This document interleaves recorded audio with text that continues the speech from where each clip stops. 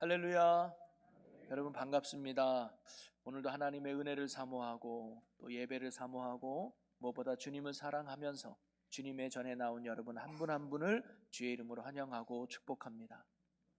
오늘도 주님이 기뻐하는 이 예배의 자리를 통해서 하나님이 부어주시는 큰 은혜를 통해 새로 시작하는 이번 한 주도 여러분 예수 안에서 믿음 안에서 복음의 능력으로 굳게 세워져서 하나님의 선한 뜻을 이루어가며 승리하는 여러분의 복되고 귀한 삶이 되시기를 주님의 이름으로 간절히 축원합니다. 우리 옆에 분과 인사 나눌까요? 하나님은 당신을 사랑하십니다. 잘 나오셨습니다. 사랑하고 축복합니다. 네, 늘 얘기하지만 요때가 제일 표정이 밝은 것 같아요. 네, 그 표정 늘 유지하시면서 늘 승리하시길 바라고요. 저는 오늘 집사님이 봉독한 마태복음 10장 1절에서 15절까지 말씀을 가지고 제자의 사명이라는 제목으로 하나님의 말씀을 함께 나누고자 합니다. 사실 오늘 본문이 예수님이 세운 12제자의 이름이 기록되고 그들이 어떤 일을 해야 되는지를 말씀하는 본문이 바로 10장의 내용이죠. 그래서 저는 두 가지를 오늘 한번 생각해 보려고 해요. 첫째는 뭐냐면 예수님이 제자를 세우는데 왜 12명만 세웠을까? 그리고 제자를 세운 목적이 무엇일까? 그것이 곧 제자로서의 사명 아니겠습니까? 여러분, 왜 예수님은 많고 많은 사람들 중에 12명만 제자로 세웠을까요? 다다익선이라고 해서 120명을 세우거나 1200명 또는 12,000명 충분히 많은 사람들이 예수님을 따라다녔는데 왜 12명만 제자로 세웠을까요? 그것은요 12라고 하는 숫자가 갖는 의미 때문입니다. 10이라는 숫자는요 히브리 사람들에게 있어서는 완전하다라는 의미의 숫자입니다. 여러분, 성경에서 12 하면 뭐가 생각나느냐? 12지파가 생각나죠. 야곱의 12아들이 나중에 12지파가 되잖아요. 그래서 이스라엘의 12지파는 바로 이스라엘 전체를 상징한다고 볼 수 있습니다. 12명이지만 그게 뭐예요? 이스라엘 전체를 상징하는 것처럼 예수님께서 12명, 11명도 아니고 12명의 제자를 세운 이유는 12명만이 예수님의 제자가 되어야 한다는 말씀이 아니라 예수를 믿고 따르는 모든 사람들이 다 제자가 되어야 함을 예수님이 가르쳐 주는 거죠. 그래서 오늘날 예수 믿고 구원받고 예수를 주로 영접하고 예수를 따르는 모든 사람들은 뭐예요? 제자라는 사실이죠.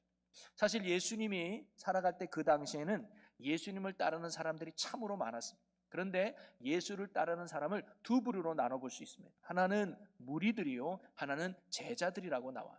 그런데 이 두 무리가 똑같이 예수님을 따라다녔지만 차이점이 있습니다. 뭐가 차이가 있냐? 예수님을 따르게 된 동기와 목적이 달라요. 무리들은요 스스로 원해서 예수님을 따르는 사람들이었습니다. 때로는 호기심에, 때로는 내 문제를 해결받고 싶어서 나의 필요 때문에 예수님께 직접 나온 사람들이 무리들이었습니다. 그런데 제자들은요 제자들이 원한 게 아니라 예수님이 선택한 사람들이었습니다. 나를 따르라. 그러니까 제자들의 의도와는 상관없이 예수님을 따르게 된 사람들이고, 그러다 보니까 나의 유익과 목적이 아니라 예수님의 뜻을 이루기 위해 따르는 사람들이 바로 제자들이었다는 거예요. 그러면서 예수님께는 무리가 필요했던 것이 아니라 제자가 필요했다는 것이죠. 이 땅에 하나님의 나라를 이루기 위해서 참된 구원자로 오신 예수님은 이 땅에 그 구원의 사역을 이루기 위해서 누가 필요했느냐? 제자가 필요했던 거예요. 자기의 필요에 따라서 그때그때만 예수님을 따르는 무리가 아니라 언제 어디서나 예수님 곁에서 그분의 뜻을 알고 따르는 제자가 필요했던 것이죠. 그래서 예수 믿는 모든 사람들이 제자가 되기를 바라는 마음에 12명의 제자를 세우는 이야기를 하고 계시는 겁니다. 여러분, 우리가 필요할 때만 예수님을 찾고 따르는 무리가 아니라 언제나 주님이 필요하는 곳에 거하는 제자의 삶이 오늘 저와 여러분의 삶이 되시기를 주님의 이름으로 간절히 축원합니다. 그러면서 예수님이 왜 구체적으로 제자를 세웠을까요? 그 목적이 무엇일까요? 그 제자의 사명은 무엇일까요? 그것은 마가복음에 보면 12명을 세우면서 그 이유에 대해서 말씀해 주고 있습니다. 자, 마가복음 3장 14절과 15절을 우리 같이 읽어보겠습니다. 시작. 이에 12를 세우셨으니 이는 자기와 함께 있게 하시고 또 보내사 전도도 하며 귀신을 내쫓는 권능도 가지게 하려 하심이로라. 아멘. 예수님께서 12명의 제자를 세우신 이유가 뭔지를 바로 이 본문에서 세 가지를 이야기해요. 첫째가 뭐냐면 자신과 함께 거하려고, 그러려고 제자를 세웠고요. 또 하나, 보내서 전도하게 하시려고. 그리고 세 번째는 귀신을 내쫓는 권능을 가지게 해서 그들도 이 땅에서 귀신을 내쫓게 하시려고 예수님의 제자들을 특별히 세웠다는 거예요. 여러분, 이 세 가지가 예수님의 제자를 세운 목적인과 동시에 제자의 사명인 줄로 믿습니다. 오늘날 예수를 주로 믿고 예수를 따르는 제자된 우리들이 이 땅에서 어떤 사명으로 살아가야 되는지를 가르쳐주는 말씀이죠. 그러면서 이 세 가지가 무엇인지를 나눠보면서 오늘날 저와 여러분이 우리가 아닌 제자로서의 사명을 감당해내는 축복의 통로가 되기를 주의 이름으로 간절히 축원합니다. 자, 예수님께서 제자들을 부르신 첫 번째 이유가 뭐냐니까 함께하기 위해서 불렀다 그러잖아요.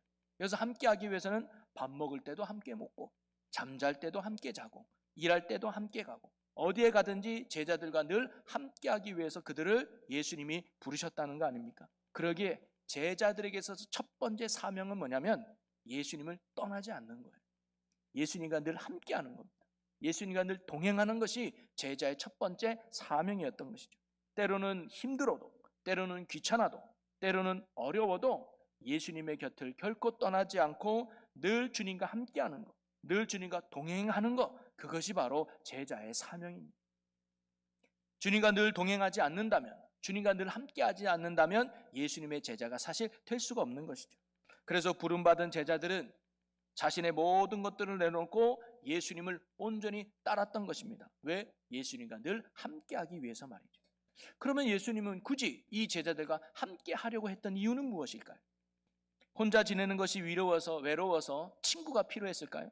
아니면 예수님을 대적하는 무리들이 많으니까 제법 보디가드가 필요해서 12명의 건장한 청년을 보디가드 삼으려고 예수님이 제자로 세웠을까요? 결코 그렇지 않죠.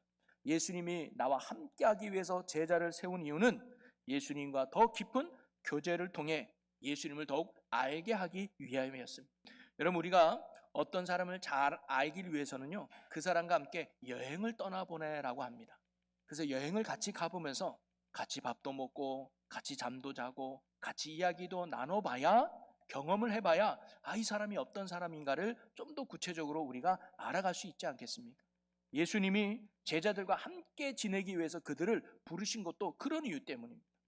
예수님과 교제를 통해서 예수님이 어떤 분인지를 그들이 온전히 깨닫기를 원하고 예수님이 전하는 말씀을 들음으로 말미암아 우리 예수님을 더욱 믿게 하려는 의도가 바로 함께하기 위해서 불렀다는 거예요. 그럴 때 이 제자들은 예수의 참된 제자가 되어서 온전한 예수님의 사명을 감당해낼 수 있었던 거죠. 그래서 요한일서 1장 1절에 보면 태초부터 있는 생명의 말씀에 관하여는 우리가 들은 바요, 눈으로 본 바요, 자세히 보고 우리의 손으로 만진 바라라고 말하고 있습니다. 여러분, 제자들이 복음서를 기록하고 또 하나님의 서신서를 기록하면서 담대하게 예수를 증거할 수 있었던 이유는 뭐냐? 그들이 예수님과 늘 함께하면서 그분의 말씀을 온전히 들었고 그분의 하는 사역을 눈으로 보았고 또 그들과 예수님과 함께 했기 때문에 그들의 말씀이 담대하고 분명했던 것이죠. 여러분, 오늘도 우리가 마찬가지입니다. 이 땅에 예수의 제자가 되어서 우리를 통해서 하나님의 나라를 이루는 이런 구원 사역을 감당하기 위해서 제자인 우리가 첫 번째로 감당할 사명이 뭐냐면 주님과 동행하는 것입니다. 주님을 떠나지 않는 것이죠. 늘 주님과 동행한다는 것은 주님과 날마다 교제하며 그분과 깊은 사귐의 삶을 나아가는 것을 의미합니다. 그것이 첫 번째 제자의 사명인 것이죠. 그러기에 우리가 매일 말씀을 묵상하고 매일 기도해야 될 이유가 바로 여기에 있습니다. 우리가 말씀을 읽고 기도하는 1차적인 목적이 뭐냐면 문제 해결을 받으려고 있는 것이 아니라 주님과 교제하며 우리 주님을 더욱 알아가는 데 목적이 있다는 거예요. 우리는 말씀을 통해서 주님이 어떤 분인지를 더욱 깨달아가고요, 기도를 통해서 주님과 더욱 교제하면서 주님을 더욱 믿음의 자리로 나아가게 되는 것입니다. 그러니 저와 여러분이 제자로서요, 하루에 한 장이라도 말씀을 읽는 습관을 가져야 될 줄로 믿습니다. 그리고 단 5분이라도 주님을 생각하며 기도하는 습관을 우리가 가져야 돼요. 매일매일마다 주님을 놓치지 않도록, 매일매일마다 주님을 떠나지 않도록 말씀과 기도로 주님과 동행하는 것이 제자로서의 가져야 될 첫 번째 사명이라는 거예요. 오늘도 저와 여러분이 말씀과 기도를 통해 늘 주님의 손을 붙들고 주님과 늘 동행하는 사명, 제자의 삶을 살아가는 우리가 되기를 주님의 이름으로 간절히 축원합니다. 두 번째로 예수님께서 이 제자를 부르신 이유는 뭐냐면 전도하기 위해서라는 거예요. 자, 마가복음 3장 14절에 보면 이에 12를 세우셨으니 이는 자기와 함께 있게 하시고 또 보내사 전도도 하며라고 나와요. 사실 예수님께서 이 땅에 오신 목적이 전도하기 위해서라고 말씀하셨거든요. 마가복음 1장 38절에 보면 이렇게 말씀하셔요. 이르시되 우리가 다른 가까운 마을들로 가자. 거기서도 전도하리니 내가 이를 위하여 왔노라 하시고. 즉 예수님이 이 땅에 오신 이유가 뭐냐면 전도하기 위해서 오셨다는 거예요. 그래서 예수님을 따르는 제자들도 예수님과 동일한 전도의 사명이 주어졌던 거 아니겠습니까? 그러면서 예수님은 오늘 마태복음 말씀에서 이 전도함에 있어서 필요한 전도의 몇 가지 원리를 우리에게 가르쳐주고 계세요. 첫째는 뭐냐면 모든 제자에게 명령하신 것이 전도라는 거예요. 자, 10장 5절에 보면 예수께서 이 12를 내보내시며 마라에 이르시되 라고 나오잖아요. 전도하라는 이 명령은 몇몇 제자에게만 허락된 명령이 아니었다는 거예요. 너를 보니까 너 말을 잘하는구나. 보니까 네가 사람을 두려워하지 않는구나. 전도하기에 딱 좋네? 그러면 아무개만 전도하러 가. 이렇게 몇몇 사람에게만 명령한 게 아니라 12인 모든 제자에게 주신 명령이란. 말이 좀 어눌해도 사람 앞에 가면 쑥스러워서 아무것도 못해도 너희들도 뭐예요? 전도하라는 거. 그게 예수님의 사명인 거죠. 그러게 오늘도 전도의 사명은요, 소위 전도의 은사가 있는 몇몇 사람에게만 주어진 사명이 아니라 예수를 그리스도로 믿고 나의 주로 영접한 모든 제자들이 감당해야 될 사명인 줄로 믿습니다. 그러면 그 전도가 뭘까요? 전하는 것이 전도라는 것을 알아야 돼요. 여러분, 전도라는 말이 헬라어로 퀸리소라는 단어인데 이것은 전하다, 전파하다, 공포하다는 뜻이에요. 그래서 예수님은 7절에 이렇게 말씀하시죠. 가면서 전파하여 말하되 천국이 가까이 왔다 하고, 바로 천국이 가까이 왔다라고 사람들에게 전하라는 거예요. 선포하라는 거예요. 그게 전도라는 거예요. 전도는 예수 복음을 전하는 것이고 천국 복음을 전하는 거예요. 그게 본질이에요. 그런데 우리가 전도를 부담스러워하고 힘들어하는 이유가 어디 있느냐? 교인을 만들려고 하기 때문입니다. 우리 종종 물어보죠. 전도하셨습니까? 아이고 올해는 한 명도 못했네요. 전도하셨습니까? 아이고 작년에 2명 했는데 올해는 내가 하나도 못했네요. 우리가 생각하는 전도는 뭐냐면 사람을 교회 데리고 나오는 거라고 생각해요. 근데 오늘 예수님의 명령은 뭐냐면 교회 데리고 나와라, 교인이 되게 해라, 집사가 되게 하라, 이런 명령이 아니라 뭐예요? 복음을 전하라는 거예요. 선포하라는 거죠.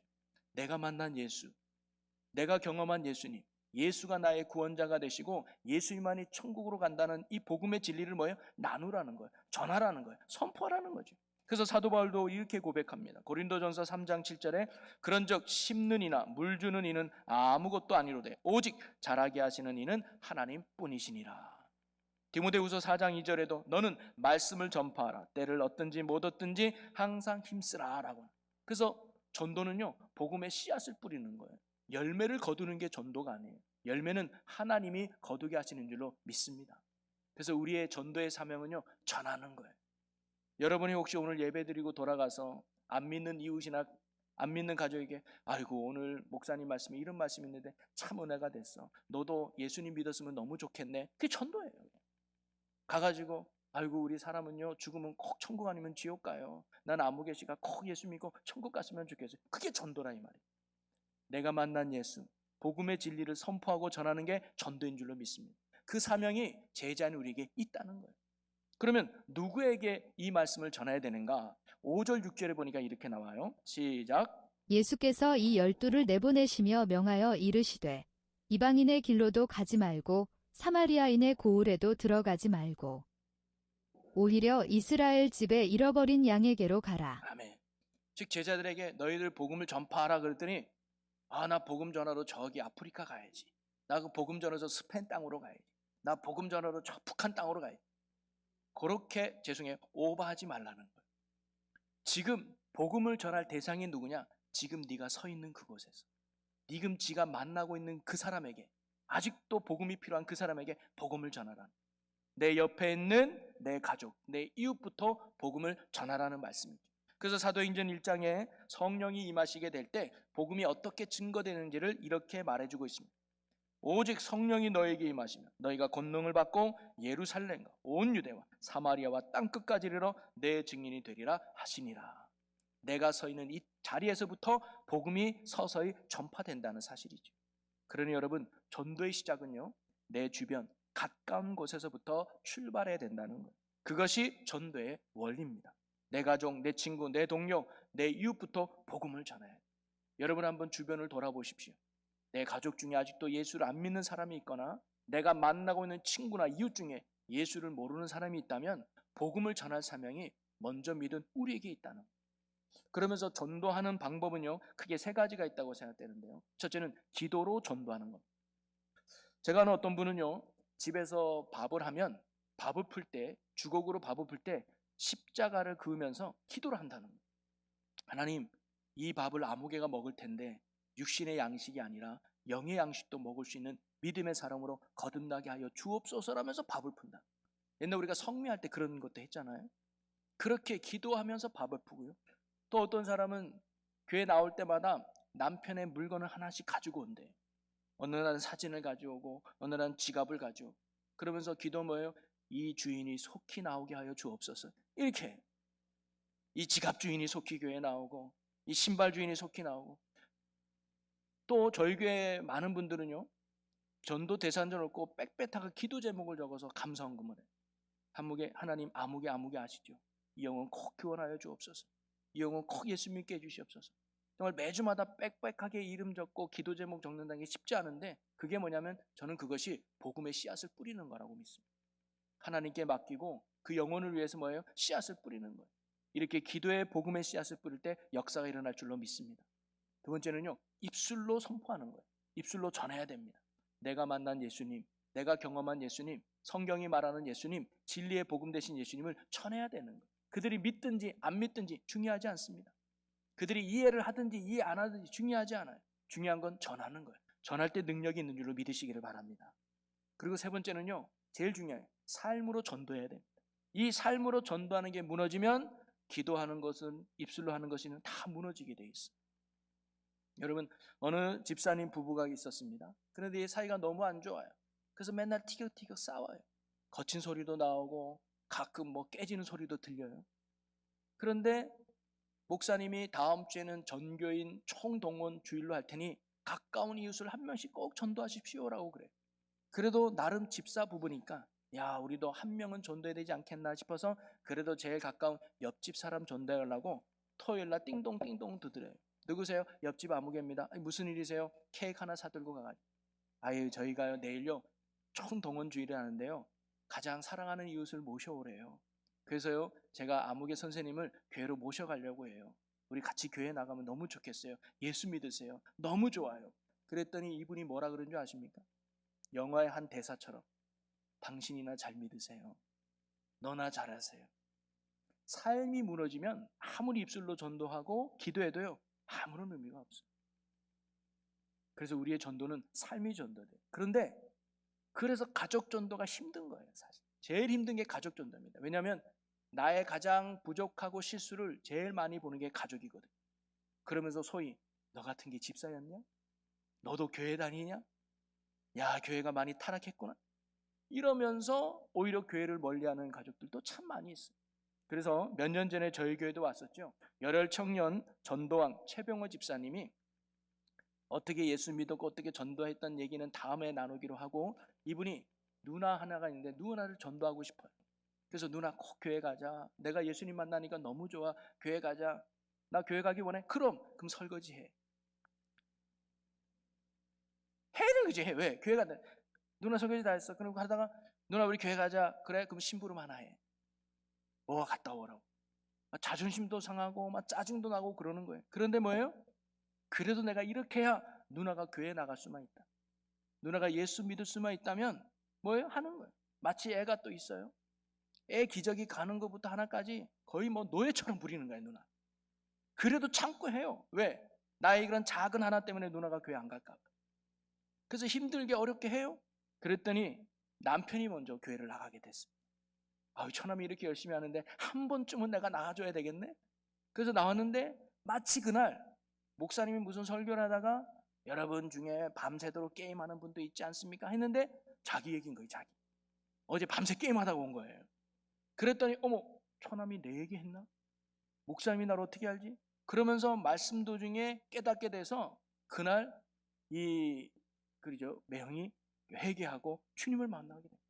그리고는 아내를 교회로 가라고 이렇게 안내해서 그 두 내가 얼마 안 있어서 아주 신실하게 신앙생활을 했다는 거예요. 그리고 지금은 아마 가족 모두 이 절실한 불교 집안이거든요. 그러면서 그분이 그때 와서 이런 얘기를 해요. 가족 전도하기 원하는 분 있으면 저를 다음에 한번 불러주세요 그러더라고요. 왜냐하면 쉽진 않아요. 하지만 가장 보람 있는 게 가족 전도 아니겠습니까? 삶으로 전도될 때 그때 파워가 있는 거예요. 오늘도 저와 여러분이 어느 자리에 이웃에 있든지 직장에서든지 가정에서든지 우리의 삶이 복음의 향기를 나타낼 수 있는 전도의 사명자로 살아가는 제자인 우리가 되기를 주님의 이름으로 간절히 축원합니다. 그리고 또 하나 원리는요, 가면서 전파라는 말씀이에요. 자, 7절 말씀을 볼까요? 가면서 전파하여 말하되 천국이 가까이 왔다 하고 그래요. 여러분, 기독교와 불교의 차이점이 많이 있지만 그중 하나가 뭐냐면 기독교는 가면서 전파하는 종교고 불교는 한 곳에서 머물면서 전파하는 종교예요. 그래서 기독교는 거리로 나가는 것이고 불교는 산속으로 머무는 거죠. 이는 기독교는 현장 속으로 세상 속으로 들어가서 복음을 전해야 된다는 거예요. 그래서 주님은요, 가서 복음을 전하라고 말씀하신 거예요. 있는 그 자리에 머물러서 전하라는 게 아니라 가야 된다. 복음이 필요한 사람에게, 생명이 필요한 사람에게, 구원이 필요한 사람에게 너가 찾아가야 돼. 그래서 가서 전파하는 것이 전도의 원리예요. 주님은 오늘도 우리 보고 가라고 보내시는 줄로 믿습니다. 복음은요, 찾아가서 전하는 것이어야 합니다. 우리가 기다려서 복음을 전할 수가 없습니다. 사람들이 와서 복음을 좀 전해주세요, 나를 좀 구원해 주세요 하지 않는다는 거예요.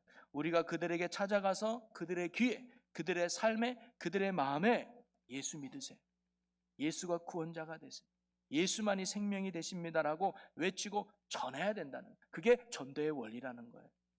우리는요, 세상으로 나아가야 합니다. 그리고 그들을 만나야 합니다. 그리고 기회가 있을 때 그들에게 선포하고 기도하고 삶으로 보여줘야 합니다.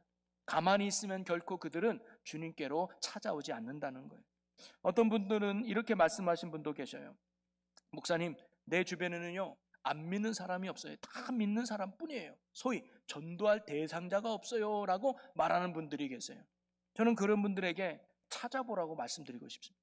한번 주변에 돌아가보면 슈퍼집 아저씨 또는 세탁소 주인 또는 어디 가면 아직도 예수를 모르고 세상에 방황하는 사람들이 많이 있다는 거예요. 찾아가야 돼요. 그래서 전도 세미나 가면 제일 강조하는 게 뭐냐면 나가면 있고 안 나가면 없다예요. 나가면 아직도 전도할 대상자가 많고요, 나가면 아직도 구할 영혼들이 많다는 거예요. 여러분, 교회의 아주 중요한 사명이 뭡니까? 세상에 나아가 복음을 전하는 것입니다. 우리끼리 믿음으로 잘 먹고 잘 사는 게 아니라 예수가 필요한 세상에 나아가서 복음을 전하는 게 아주 중요한 교회의 사명이죠. 우리 교회가 그런 교회 되게 하려고 지금도 건강한 교회로 다듬어가는, 그리고 건강한 교회의 마지막 목표는 뭐냐면 영혼 구원을 위해서 세상에 나아가서 복음을 전하는 것입니다. 그래서 많은 전도팀이 꾸려지고 여러분의 삶이 전도자가 되어 가는 곳마다 복음을 전하는 이런 제자로서의 사람을 만들어가는 것, 그 교회의 목적이고 가치인 것이죠. 교회가 부흥하기 위해서는요, 전도하는 현장으로 나아가야 된다. 그래서 로마서 10장 15절에 보면 보내심을 받지 아니하였으면 어찌 전파하리요, 기록된 바 아름답도다 좋은 소식을 전하는 자들의 발이여 함과 같으니라. 나갈 때 복음의 역사가 나타나는 겁니다. 또 하나, 가라라는 이 말씀의 의미 속에는요, 중단하지 말라는 말씀도 담겨져 있어요. 한두 번으로 끝내지 말고 계속 가면서 전하라는 거예요. 그러면 어느 날 구원의 역사가 그 복음의 말씀을 듣는 자 가운데 일어난다는 거예요. 여러분, 교회마다 소위 전도왕이라고 세운 사람들의 공통점은 뭐냐면 포기하지 않았다는 거예요. 우리가 잘 아는 진돗개 전도왕이었던 박병선 집사님도 뭐예요? 한 번 물면 놓지 않은 진돗개 바보, 포기하지 않아요. 고구마 전도왕이로 유명한 김기동 집사님도 뭐예요? 찔러버려, 계속 찌르는 거예요. 익을 때까지. 네가 이기나 내가 이기나 계속 전하는. 그럼 어느 순간 하나님의 성령의 역사로 그 마음이 녹여져서 주님께로 돌아오는 복음의 열매들이 있다는 사실입니다. 여러분, 예수님은 오늘도 우리를 제자로 불러주셨고 그 사명은 전도하는 사명이 있습니다. 우리가 그 전도하는 사명으로 세상에 나아가 입술로 뿐만 아니라 기도로, 삶으로, 그리고 포기하지 않고 복음을 전하며 이 땅의 제자로서의 사명을 잘 감당해내는 저와 또 여러분 복된 삶이 되시기를 주님의 이름으로 간절히 축원합니다. 그리고 세 번째로 예수님은 제자인 우리에게 어떤 사명을 주어졌냐? 치유와 회복의 사명이 있다는. 자, 오늘 마태복음 10장 8절 말씀을 보면요, 병든 자를 고치며 죽은 자를 살리며 나병 환자를 깨끗하게 하며 귀신을 쫓아내되 너희가 거저 받았으니 거저 주라. 아멘. 제자들에게 예수님은 권능을 주셔서 병든 자를 치료하고 귀신을 내쫓는 권능을 주므로 그들이 가는 곳마다 이런 치유의 역사를 이룰 수 있도록 사명을 주셨습니다. 여러분, 오늘도 이러한 치유의 사명이 우리를 통해 일어나고 있는 줄로 믿으시기를 바랍니다. 지난주에 우리는 예수님의 3대 사역에 대해서 나눠봤잖아요. 가르치는 사역, 전파하는 사역, 그리고 치유 사역. 그리고 오늘도 예수님은 그 치유 사역을 하고 계시고 누굴 통해서? 예수를 믿고 따르는 제자인 우리를 통해서 지금도 이 세상을 회복해 가고 계시는 줄로 믿으시기를 바랍니다. 이 치유 사역은 단순히 병든 자를 고치는 것만이 치유가 아니라 연약한 사람들, 소외된 사람들, 뭔가 정상적인 삶을 살아가기에 힘든 사람들을 돕고 섬기는 것이 치유의 사역입니다. 그래서 치유의 사역의 사명은 봉사와 헌신으로 연결되는 거예요. 우리가 가진 것을 가지고 연약하고 부족한 자들을 도와서 그들의 삶이 정상적인 삶으로 회복될 수 있도록 돕는 것이 주님의 제자인 우리가 감당해야 될 치유의 사명이고 회복의 사명인 줄로 믿습니다. 그래서 우리 기독교인들은요, 돕는 일에 열심을 내야 돼요. 세금도요, 잘 내야 돼요. 예. 어떻게 하면 이 세금을 아끼가 아니라 정말로 세금을 잘 내서 그 세금이 복지나 좋은 것에 쓰일 수 있도록 우리가 노력해야 돼요. 그리고 기부하는 일도 할 수 있다면 열심히 해야 돼요. 그래서 우리의 작은 섬김을 통해 연약하고 부족한 자들이 잘 회복될 수 있는 것, 그게 오늘날 제자로서 살아가야 될 우리 성도들의 마땅한 사명인 줄로 믿습니다. 사랑하는 성도 여러분, 말씀을 정리하면요, 예수님께서 마지막으로 하늘나라로 승천하실 때 제자들에게 하신 명령이 있습니다. 그게 뭐냐면 마태복음 28장 19절에 그러므로 너희는 가서 모든 민족으로 제자를 삼아라 라는 말씀입니다. 바로 모든 사람이 주님의 제자가 되는 것, 그게 바로 예수님의 마지막 명령이고 소원인 것입니다. 우리는 필요할 때만 주님을 찾는 무리가 아니라 언제 어디서나 예수를 믿고 그 주님을 따르는 제자가 되어야 된다는 것입니다. 그리고 제자로서의 사명이 뭐냐? 오늘 예수님이 가르쳐 준 것처럼요, 늘 주님과 함께함으로 동행의 사명을 감당해야 될 줄로 믿습니다.